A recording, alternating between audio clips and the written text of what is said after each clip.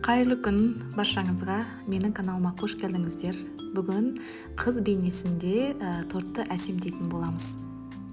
Ол үшін алдын ала жинап алған тортымызды, яғни 8 сағат холодильникте тұрған тортымызды шығарып, сыртын крем-чизбен толық қаптап шығамыз.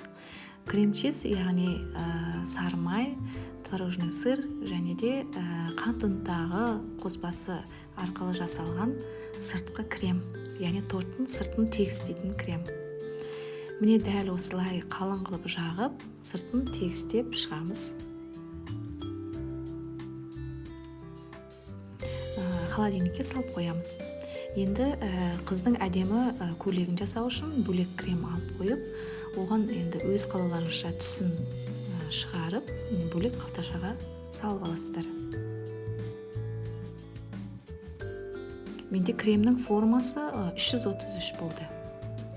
Енді мына топпер, яғни қыз бейнесіндегі топпер, бұның әр түрлісі бар. Өздеріңізге қарай, яғни торттың формасына қарай таңдап аласыздар. Ортасына қарай отырғызып, бірінші көйлегінің сұлбасын, яғни шет жағын шығарып аласыздар креммен. Кейіннен ортасын әдемі узормен толтырып шығасыздар. Дәл осылай әсемдеу жасөспірім шақтағы қыздарға арнап жасауға болады.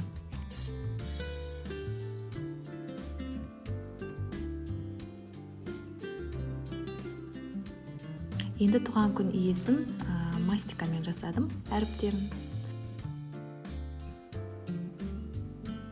Мастикамен қалай жұмыс жасау керек екені менің каналымда бар, кіріп көрсеңіздер болады. Мына тұсына, яғни неше жасқа келді, оны да мастикамен қатырып жасап кіргізіп қойдым. Көйлегінің үстін енді әртүрлі тастармен әсемдесеңіздер болады. Мен ақ түсті таңдадым.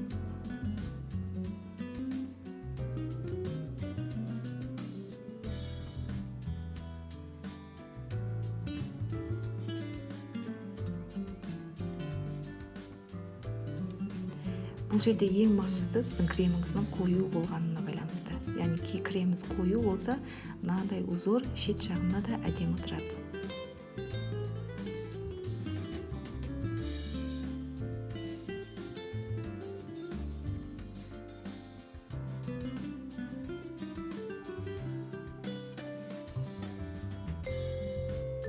Болды, міне тортымыз қыз бейнесінде әсемделген тортымыз дайын болды.